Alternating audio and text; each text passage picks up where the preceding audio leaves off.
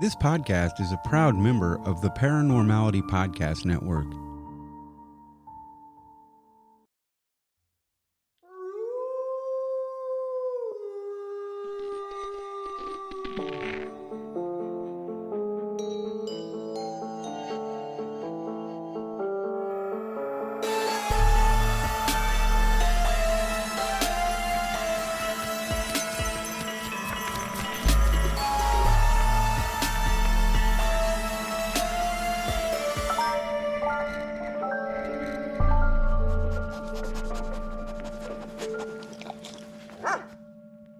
Hi everyone, welcome to our minisode review of The Conjuring 3.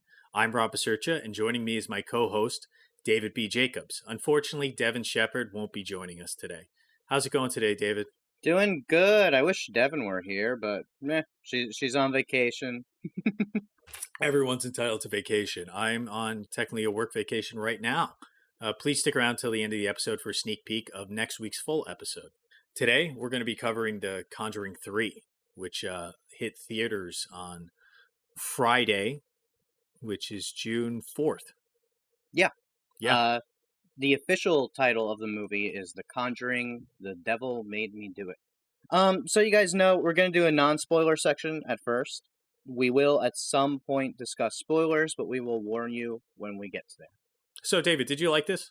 Yeah, I like this movie. I was really surprised to like it. I thought it was going to be terrible. I am a big James Wan fanboy. He directed the first two movies, but Michael Chaves, the new director, pulled it off. It looks really good. The cinematography is fucking great. What did you think, bro? Yeah, I wasn't a big fan of the movie, but I didn't hate it by any means. And it feels like a Conjuring movie. It looks like a Conjuring movie. There's an appeal to this wide depth of field. There's very little shallow focus in this franchise in general. I agree. And to me, I think that's them kind of lend to the authenticity of like, we're not hiding anything, except for maybe The Conjuring 2, where there were a few scenes where they made real, not subtle, real explicit use of why they're using the shallow depth of field, in particular when he turns around and the ghost girl's behind him or whatever. But I mean, to me, these feel like kiddie horror. They're like not serious. They're not superficial. They're really silly. The characters are like cardboard cutouts. Everything's spoon fed to the audience. Yeah, that bothers me. It feels like they're made for little kids, these movies. They're not scary. There's like no blood. I mean, to some extent, I wouldn't say to little kids, but like definitely there is an appeal to a teenage audience. I believe they're all rated PG-13. But they're fun though. These movies are all just religious propaganda to some extent, but aside from that weirdness, I really enjoy them. I am not against jump scares. If you haven't seen trailers or whatever, it's just quick summary of what happens, and this really happened, or some of it really happened.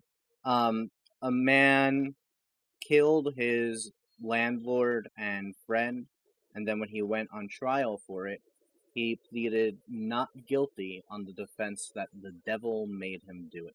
Oh, he killed his friend too. In the movie, he only kills his landlord. Oh, that's the same person. Same person. Oh, the landlord. Landlord is his friend. The landlord is also his friend. Yeah. The landlord in the movie is actually made out to be quite a nice guy, maybe with a little bit of a drinking problem, but a nice guy in general. Nice guy, but kind of a creep, which I don't know if that's inaccurate. No. Well, no. It's actually, it sounds like he was more of a creep in real life. But the landlord in the movie, the creepiness is explained away kind of in a different way. So he actually wasn't being as creepy as it was perceived by the character. That's true.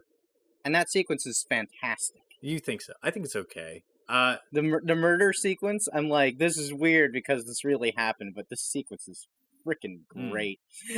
Yeah. We're just cutting in and out of what Arne Johnson, the murderer, what he's seeing. And he's like seeing his friend is like harassing his girlfriend. Then we cut out and we realize that that's not really happened. Then we we're getting into spoiler territory right now. This is spoiler. This isn't spoiler. Yeah, it is. This is the first 15 minutes. It's actually like a half an hour into the movie because all these movies are slow as dog shit. But One of the things I really liked about this movie that I thought did much better than the other Conjuring movies is intercutting visions and just showing her sense of ESP and like demonic possession and influence. I thought it did a better job. And I thought there's kind of a realness to the demonic possession in this that was kind of lacking in the other films. They felt more visceral and in your face and like effective. And that was really cool.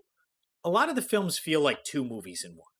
The second Conjuring movie does this the worst. It feels like there's the ghost house movie and then the demonologist and his psychic girlfriend love story. This one felt like the entire thing just focused on the Warrens and them dealing with this situation. That's very true. I want to address your first point. So it's that feeling that this movie is much more visceral and much more clear in its demonness. Like the first movie is a very slow build. You go like halfway through The Conjuring before you see any ghosts or monsters. You just like see hands occasionally before that. It's not clear if it's real or not. Then The Conjuring 2, they kind of skip to the next part. It's a little bit more in the possession, much closer to the beginning, and it's possession the whole way through, but nothing really happens. Then this movie just, from the get-go, you're just hitting the ground rolling. We're full-on possession. We're in the exorcism. This is the climax of the first movie, is the first scene of this one. And then someone winds up dead. Yeah. And in that regard, I think it's a very effective sequel, which to me, I'm speaking of it as if it's a sequel to the second movie, which it is the third Conjuring movie, because I haven't seen the other films. So I can't really talk about Annabelle or The Nun or the... Yeah. Oh, the spinoffs are like not... canon? What's the word? They're not consequential. They are consequential. They're not consequential. Canon, but they're not consequential. It's like if... They're an awkward canon, like they almost fit, but not really. And this director did one of those. He did the and all the evil toys are in one room. So whenever you see a movie, that it's referenced repeatedly.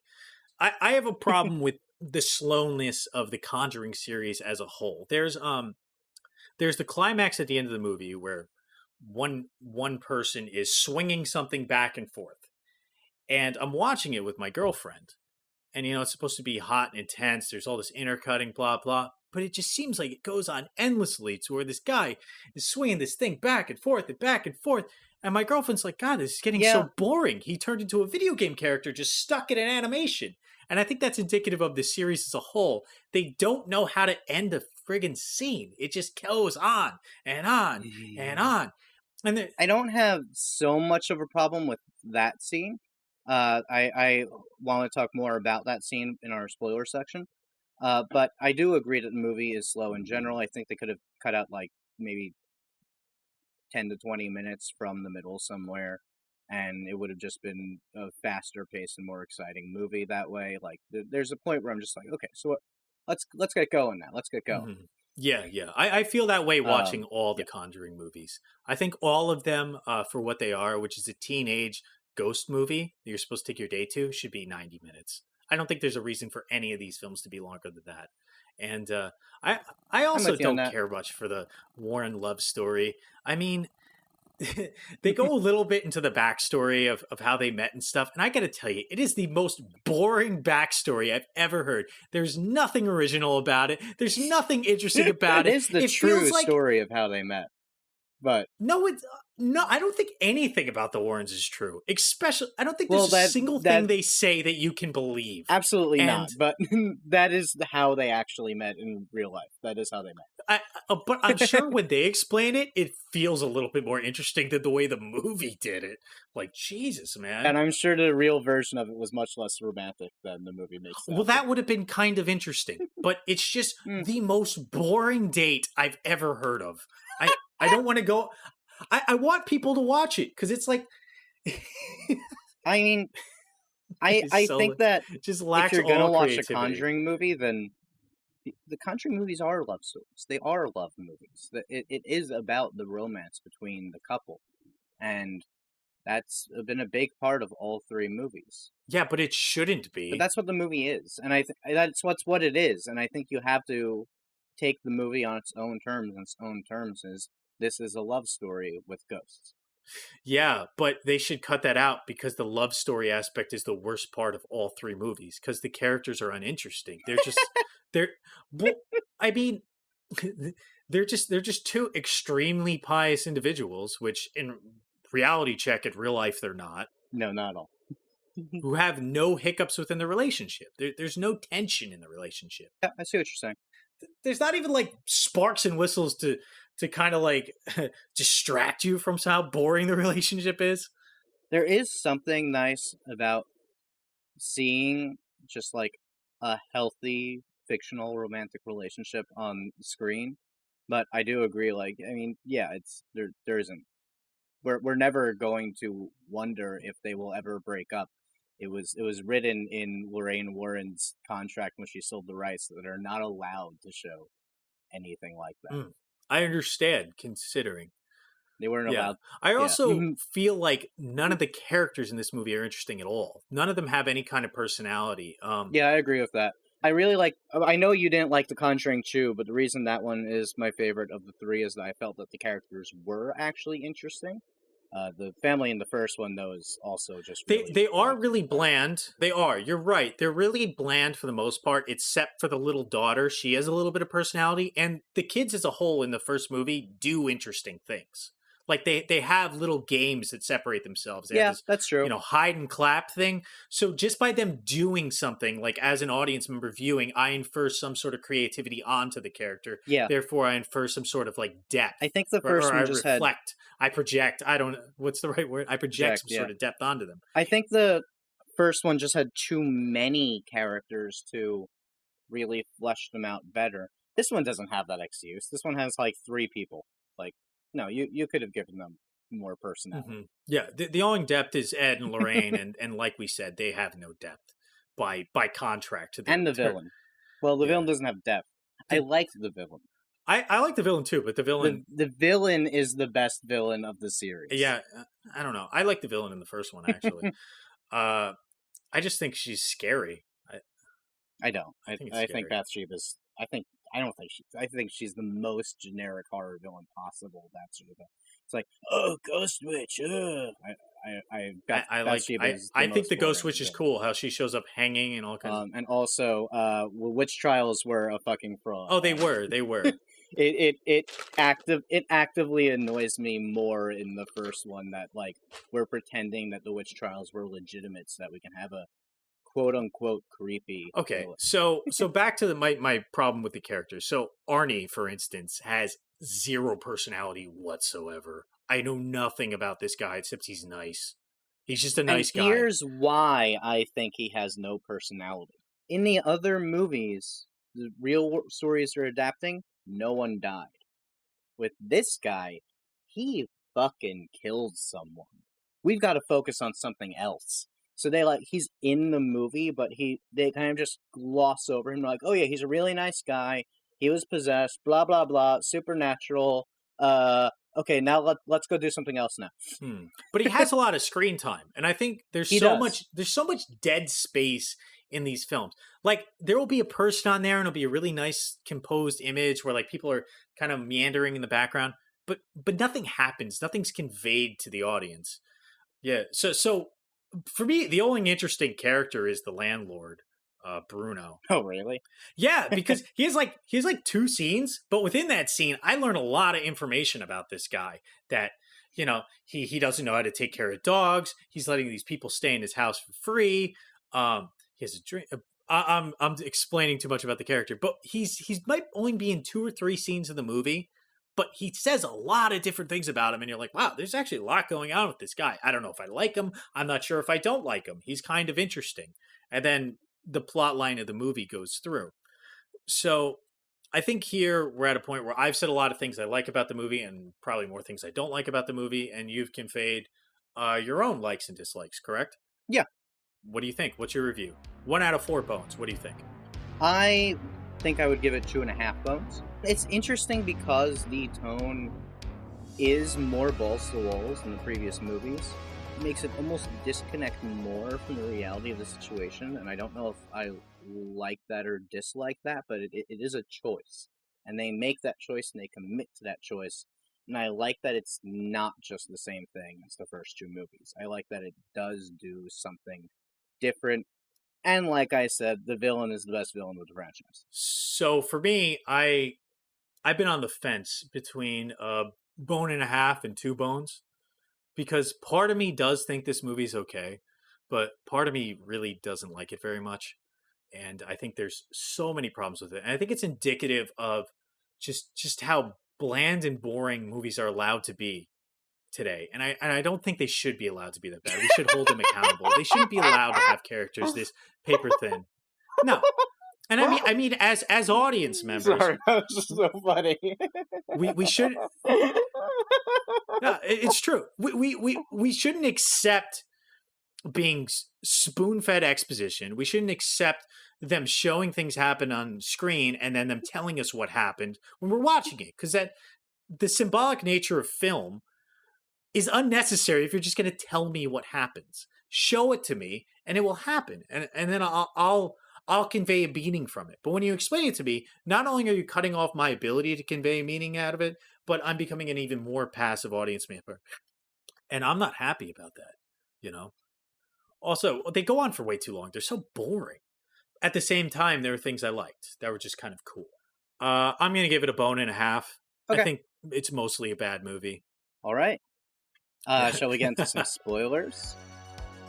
This is spoiler territory now. So if you guys haven't seen the film yet and you just wanted to hear a review, we're done now, and turn off. But if you have seen it or you don't care, keep listening. We're going to get into the nitty-gritty details of the film and the backstory that inspired. It's when Ed is getting possessed, except for the ending. I mean, that was stupid because he swings the fucking sledgehammer back and forth in the same way, very obviously not trying to really hit his wife like a video game character for like 5 minutes. It's stupid. But there's they're in a morgue, and Lorraine is holding the hand of a missing woman they found in a river that she found. And she connects with the Satanist. This is actually the best scene of the movie, I think. Definitely. She connects and she sees the Satanist girl, and then the Satanist girl can see her. And you're like, oh shit. Like, Yeah. This is a psychic fucking standoff. But while that's happening, Ed somehow gets pulled into this psychic web. I think because it's when the demon that was summoned starts to get its hold on his personality and possess him.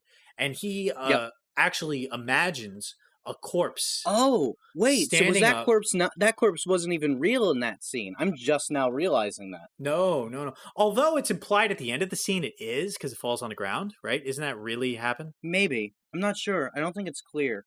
It's very unclear. They really, like, stop pretending that they're adapting truth at some point in this movie. There's like, oh, we're just making up characters so we can increase the body count now. Like, Cool. yeah, which is great. I love that, because finally it's a Conjuring movie with actual consequences. People can die because we made up characters who are allowed to die. Yeah, I'm so glad you said that, because that's one of the things I like about this movie. I felt like there were actual stakes. Yes.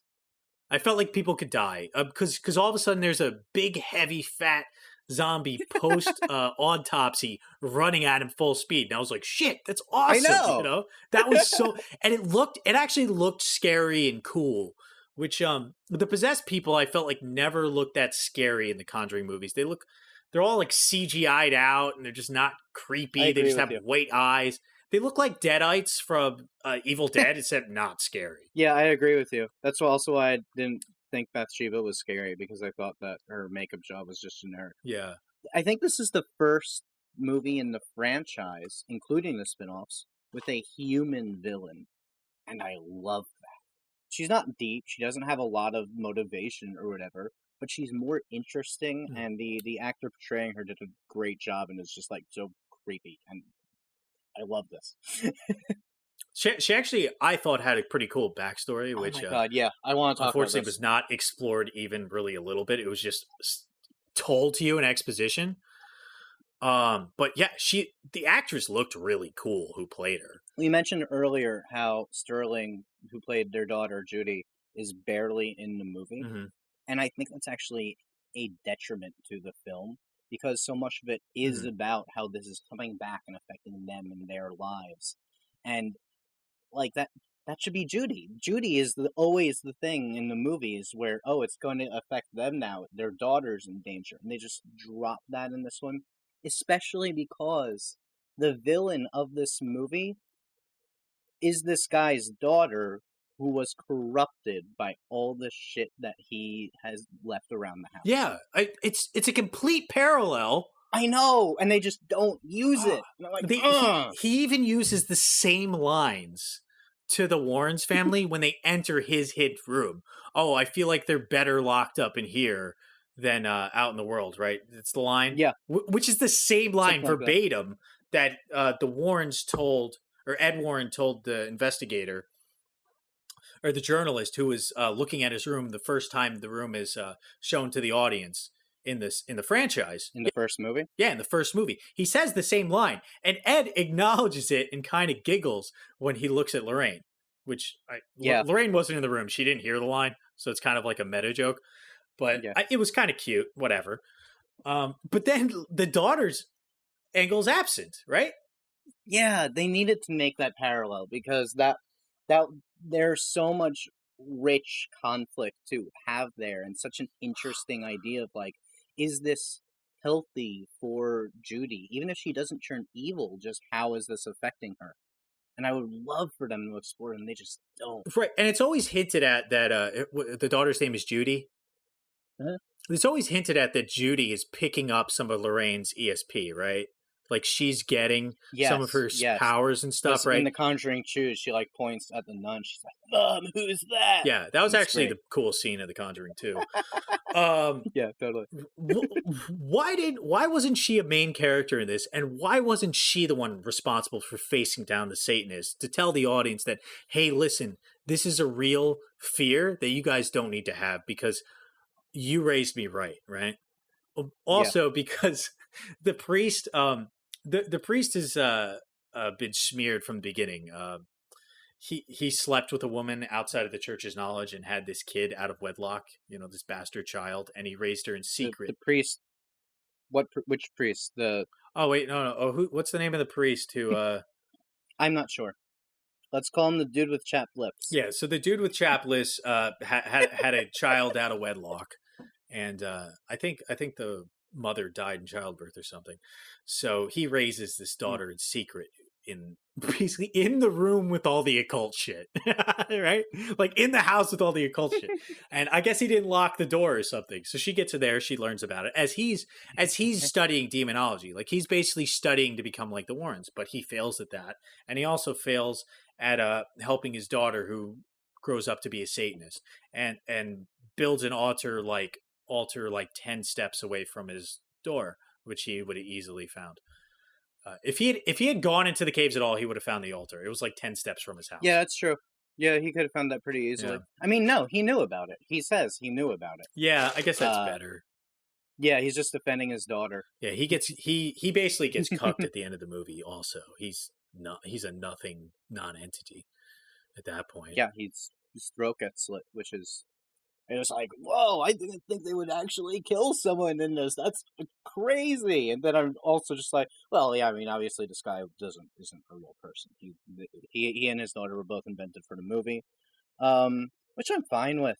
I mean, I almost don't believe that Arne would have been convicted in the world of The Conjuring 3 because they, like, clearly show that, well, I mean, I guess that you need to then draw the line and connect it. Like, yes, this Satanist is the reason why he killed the guy, and not that's just a weird coincidence that this is also happening. So how do you feel about the Arne character? Because the movie is kind of disingenuous in its ending. It seems to imply that the Warrens helping the lawyer to put forth this the devil made me do it argument in court is the reason why he got manslaughter instead of murder and only went to prison for 4 years. 5 years. And when in reality, the judge just threw that out immediately and said, this is nonsense. Yeah. The jury should not be given this. There's no evidence to suggest there's demonology, right? And none of that has to do with the reason why Arne got out of prison. Yeah, he got a reduced sentence because on the basis of self-defense instead, that the the guy he killed was being aggressive with his No, cousin. it was his girlfriend's cousin. Yeah, with Debbie's Yeah. cousin, who is not in the movie. He killed the guy, which is like a little bit Yeah. of an overreaction, which is probably why he was still convicted. I don't know the details.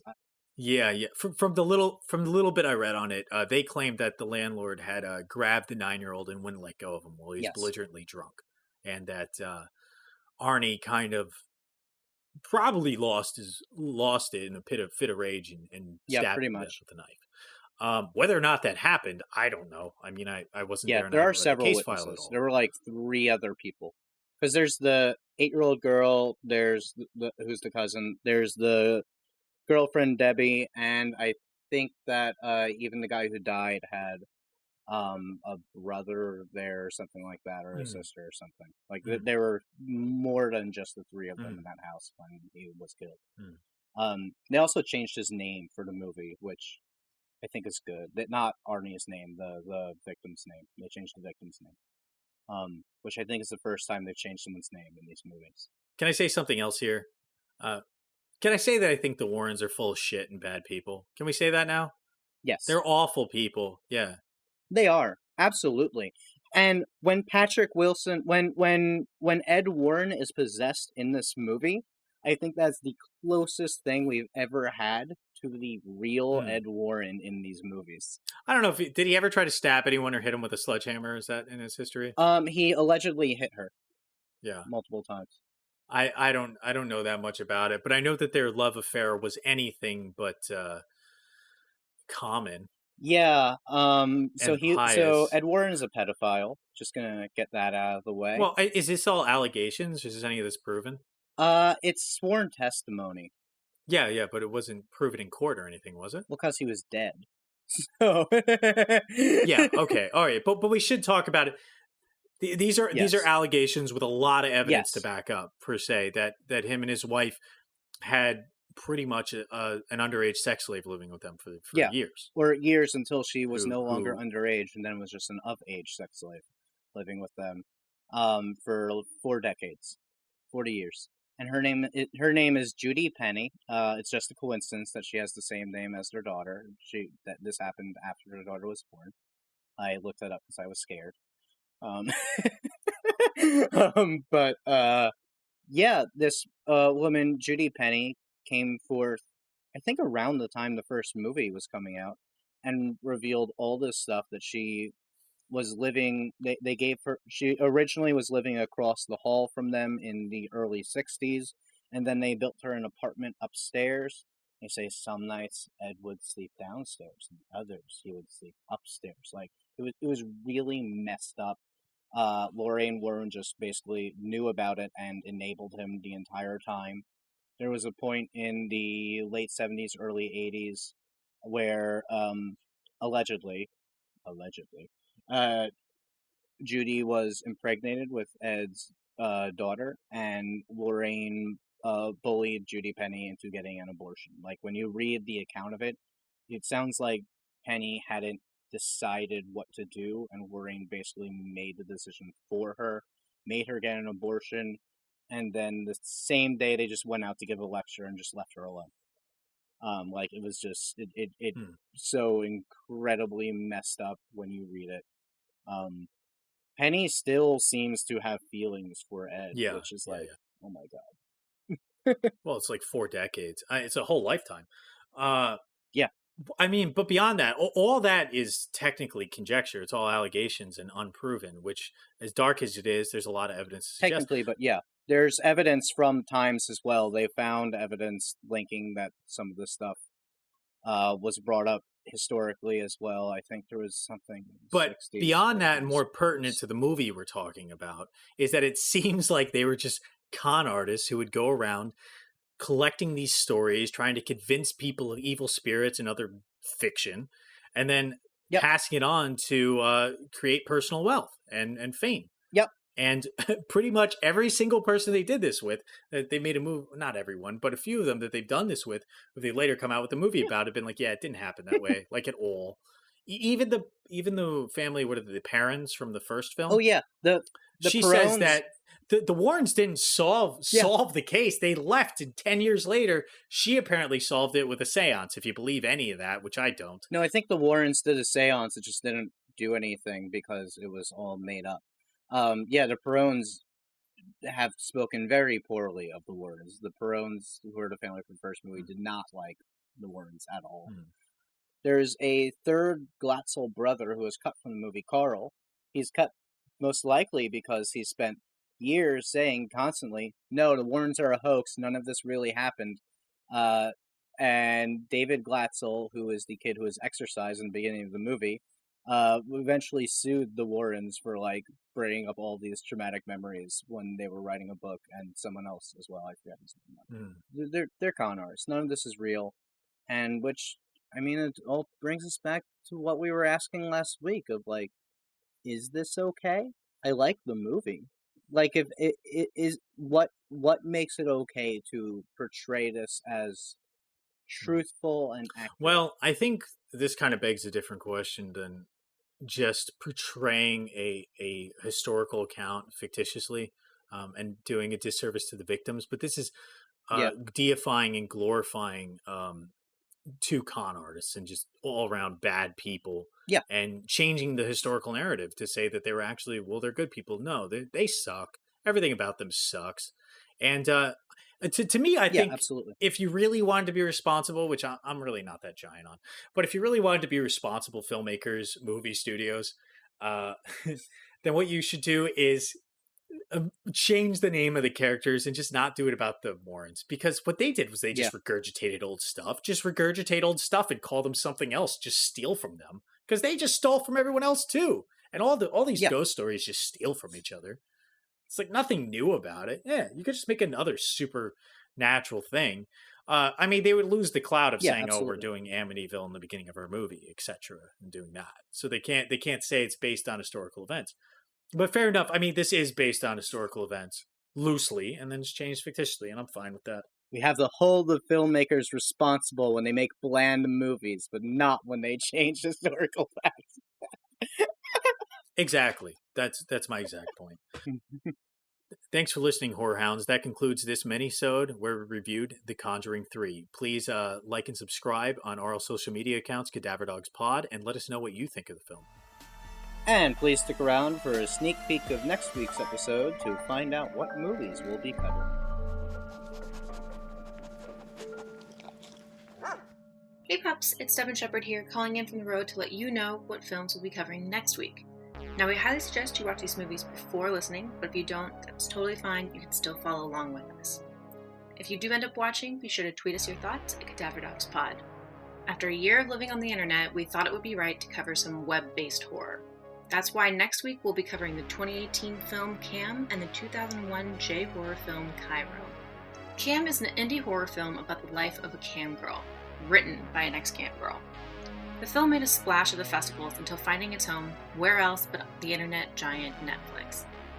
Yeah, we know Netflix horror selection is, let's say hit or miss, but this gem is unique and gave us a lot to think about, especially when comparing it to Cairo, or Pulse, a film that follows an internet ghost who feeds off of loneliness.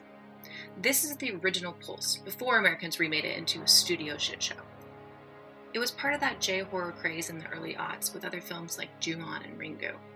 But Cairo didn't get the several sequels and reboots, and next week we discuss why.